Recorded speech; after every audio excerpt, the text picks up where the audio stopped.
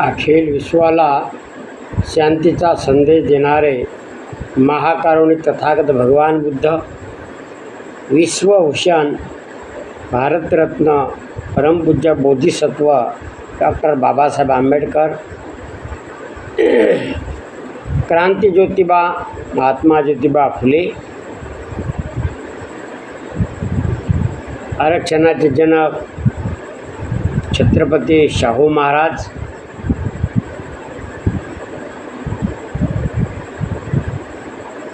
छत्रपती शिवाजी महाराज, संत कबीर, संत तुकाराम, संत गाडगेबाबा व सर्वच ज्या मानवाने बहुजन हितासाठी, अखिल मानवासाठी ज्यांनी, या समाज हितासाठी ज्यांनी कार्य केले, असे सर्वच ते महामानव यांना त्रिवार अभिवादन. मित्रांनो, भगवान बुद्धाचं तत्त्वज्ञान माणसाला माणूस बनवणारं आहे. या उद्देशाने आपण या धम्मतत्त्वज्ञानावर आपण व्हिडिओ बनवतो. त्या अगोदर आपण समर्पण घेऊया आणि आजच्या व्हिडिओला सुरुवात करू. सुखो बुद्धानुमुपादो सुखा सधम्म देशना सुखा संघर्ष सामगे समागान तपो सुखो. सुखद बुद्धाचा जन्म, सुखकर सद्धम्म उपदेश, सुखकर संघ एकता, सुखद समूह तपस्या. धम्मपद बुद्धवगो 14:194. समर्पण संपलेलं आहे आणि आजच्या व्हिडिओला आपण सुरुवात करणार आहोत.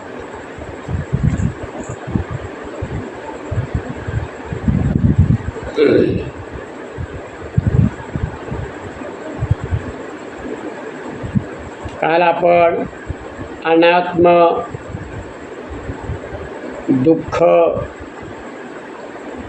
याविषयी माहिती पाहिलेली आहे.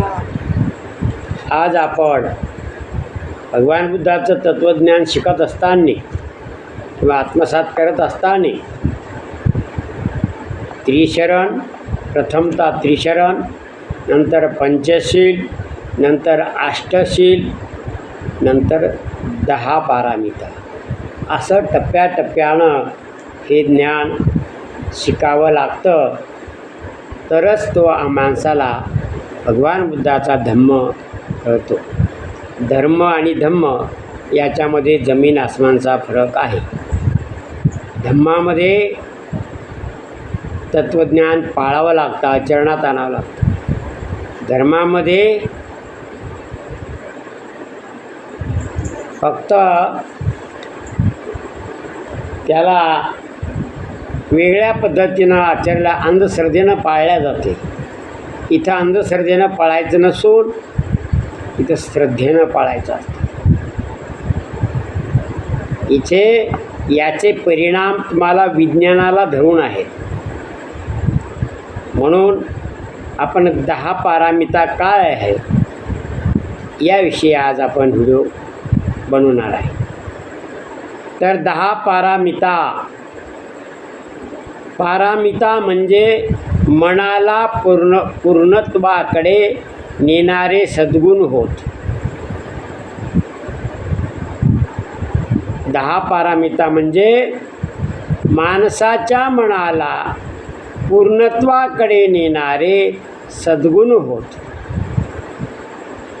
ते कोणते आहेत मग? नंबर 1 शील, म्हणजे चारित्र्य माणसाचं चांगलं असलं पाहिजे. नंतर दान,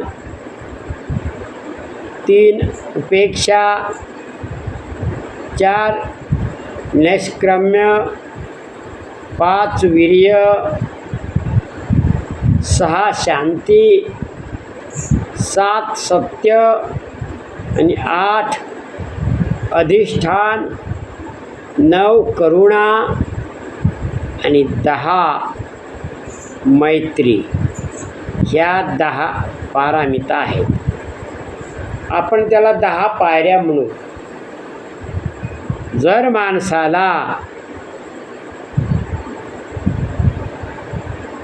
माणसाच्या मनाला पूर्णत्वाकडे नेणारे सद्गुण जे आहेत त्या अशा प्रकारचे 10 प्रकारचे आहेत.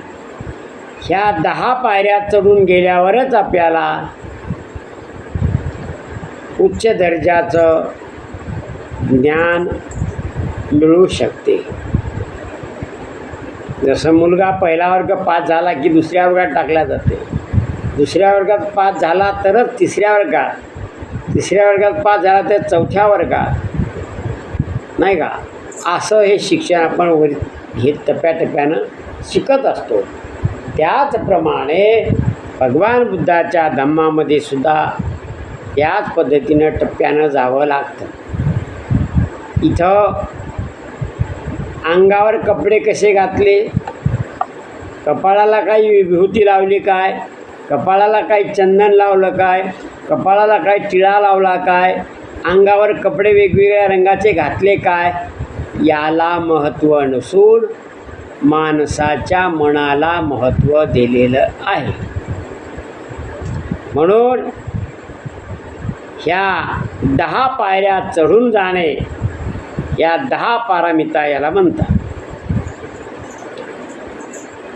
गाथा. दानं शीलच्च नेकं पय्या वीर्येण पच्चमं खन्ति सत्यमधिष्ठानं मेतु पेखं तिमे दसं. शब्दार्थ याचे पय्या म्हणजे पय्या म्हणजे प्रज्ञा. पय्या म्हणजे प्रज्ञा, पाली भाषेत पय्या म्हणतात. आणि त्याचा मराठीचा अर्थ प्रज्ञा. आणि प्रज्ञा म्हणजे काय? ज्ञान. नेखम म्हणजे निष्क्रम्य, ऐहिक सुखाचा त्याग, काम क्रोध मोह याचा त्याग, त्याला निष्क्रम्य म्हटलेलं आहे. खंती म्हणजे शांती, पालीमध्ये खंती आणि त्याचा मराठीचा अर्थ शांती. क्षमाशीलपणा. वीर्यन म्हणजे वीर्य म्हणजे उत्साह.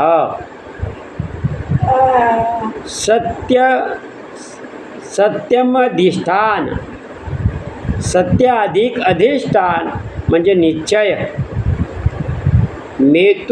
मेतुंपेक्षा, मेत अधिक उपेक्षा म्हणजे मैत्री व उपेक्षा. अशा प्रकारे आपण या 10 पारामिताची माहिती आपण पाहिलेली आहे. 4 धातू. माणसाचं शरीर हे या 4 धातूपासून बनलेलं आहे.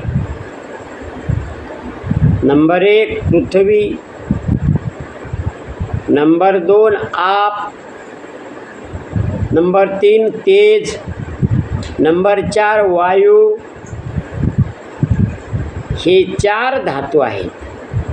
म्हणजे माती, पाणी, उजेड, वारा हे 4 घटक मिळून प्रत्येक माणसाचं शरीर बनलेलं असते. ज्या वेळेस मनुष्य मरण पावतो, मृत्यू पावतो, त्यावेळेस हे 4 घटक आपापल्या ठिकाणी निघून जातात. मातीमध्ये पृथ्वी, त्याच्यामध्ये मातीमध्ये पृथ्वी, माती म्हणजे माती जाते, शरीराची माती होते. आप म्हणजे पाणी, पाण्यामध्ये पाणी जाते. तेजामध्ये तेज जाते आणि वायूमध्ये वायू निघून जाते. या चार धातूंच्या संयोगाने प्राणीमात्राचा जड देह बनतो. माणसाचा या चार धातूच्या संयोगाने, ते बी प्रमाणशीर, त्या प्रमाणशीर जर त्याचा समतोल जर असेल तरच तो प्राणी मात्र जड देहाने बनतो. जड देहालाच रूप धातू म्हणतात. रूप किंवा धातू. आता नाम कशाला म्हटलेलं आहे? नाम नंबर 1 वेदना, संज्ञा, संस्कार, विज्ञान यांच्या समूहाला नाम म्हणतात. नाम म्हणजे विज्ञान. नामचा अर्थ विज्ञान किंवा प्राणीमात्राचे चेतना तत्व होय. त्यालाच विज्ञान म्हटलेलं आहे.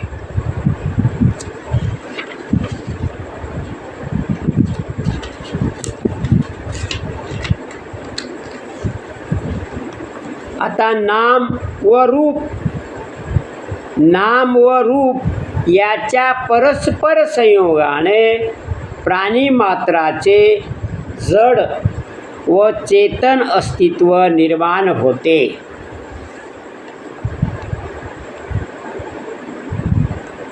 त्यांच्या विघटनाने व्यक्ती मरण पावल्याचे समजण्यात येते. या चार घटकाचं जर विघटन झालं, वेगवेगळे झाले, तर त्यावेळेस मनुष्य प्राणी मरण पावला हे समजण्यात येते.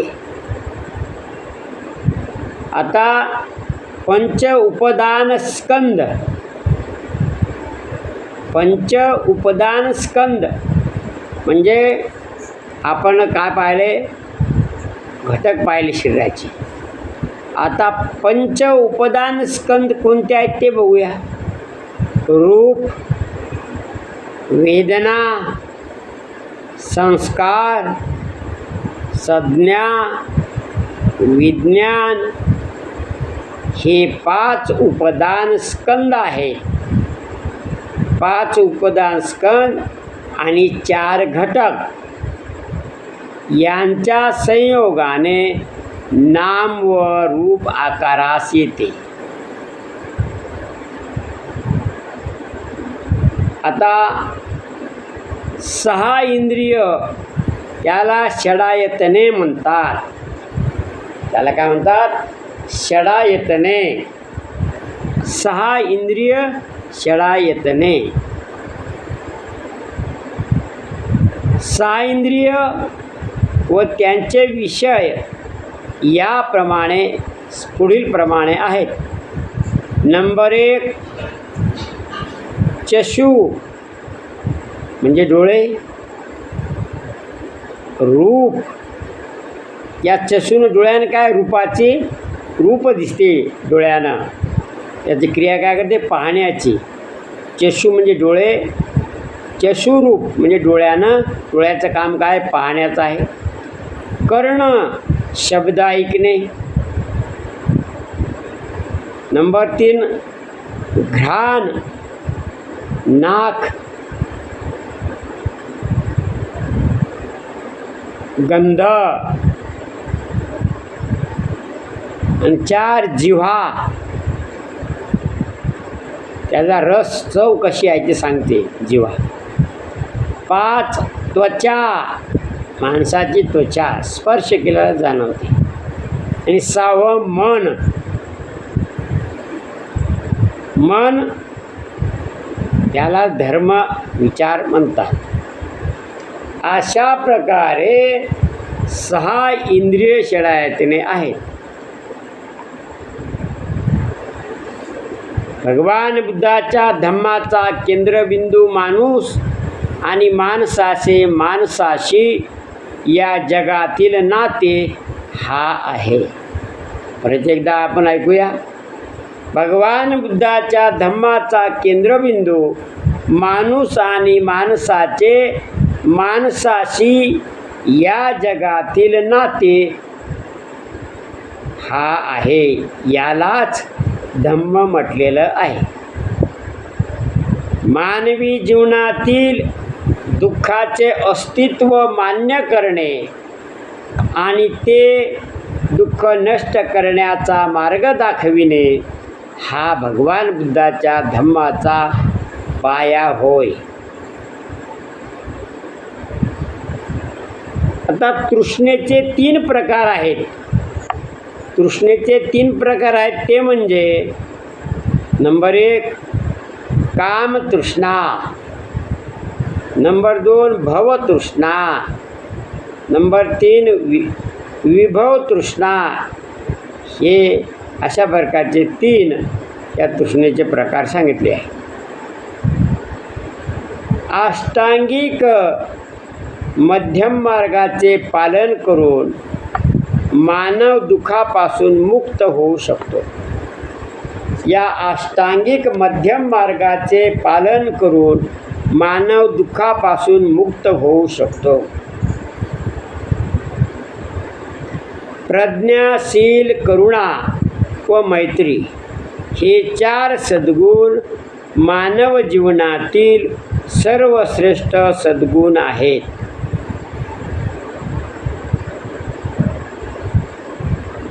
आता सेतापती सर्वश्रेष्ठ सद्गुण आहे.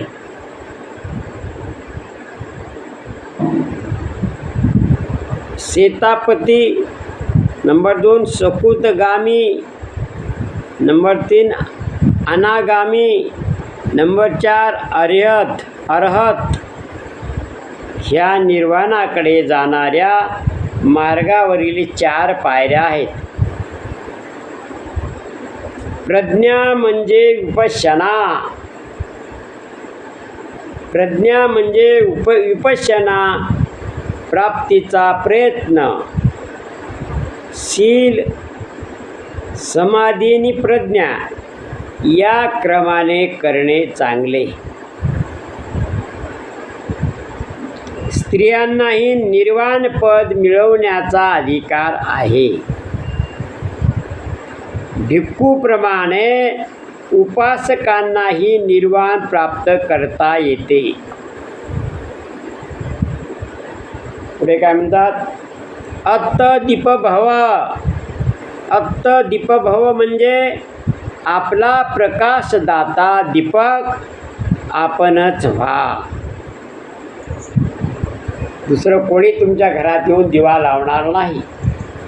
म्हणजे बुद्धीचा दिवा बरं, मग घरात दिवा लावायचा तो नाही. राजा मिलिंद व भिक्खू नागसेन यांची प्रश्न उत्तरे मिलिंद प्रश्न या ग्रंथात आहे. भिक्खूंची चरित्रे थेरगाथा ग्रंथात आहे. भिक्खूंची चरित्रे थोरगाथा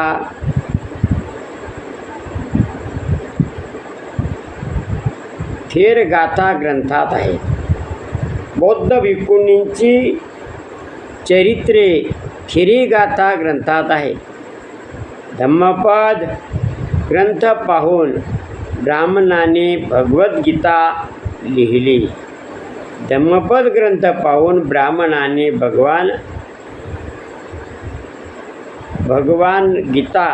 भागवद्गीता लिहिली. प्राचीन काळी राम कृष्ण यांना कोणी महापुरुष मानत नव्हते. म्हणून बुद्धाप्रमाणे त्यांची प्राचीन मंदिरे किंवा विहार अथवा लेण्या नाहीत. त्याचं कारण काय समजून घ्यायचं. प्राचीन काळी राम कृष्ण यांना कोणी महापुरुष मानत नव्हते. म्हणून बुद्धाप्रमाणे त्यांची प्राचीन मंदिरे किंवा विहारे अथवा लेण्या नाहीत. बौद्ध धम्माच्या स्वीकारासाठी लोकांच्या देखत एखाद्या बौद्ध भिक्खूकडून किंवा योग्य अशा श्रेष्ठ ज्येष्ठ उपासकाकडून 30 पंचशील व 22 प्रतिज्ञा याचा स्वीकार करावा लागतो. आता त्रिपिटक ग्रंथ मूळ पाली भाषेत व ब्रह्मी लिपीत आहे. डॉक्टर बाबासाहेबाचे चरित्र लिहिणाऱ्यापैकी Changdev Bhagwanrao Khairmode, doctor D.R. Jatav, number 3 Dhananjay Keer ही नावे प्रमुख आहेत. तर आजचा व्हिडिओ आपण इथे थांबूया. बाकी राहिलेला व्हिडिओ आपण उद्या बोलूया. सर्वांचं मंगल हो. तेरा मंगल मेरा मंगल सबका मंगल होए रे. जन जन मंगल जन जन मंगल जन जन मंगल होई रे. तेरा मंगल मेरा मंगल सबका मंगल होई रे. सर्वांचं मंगल हो.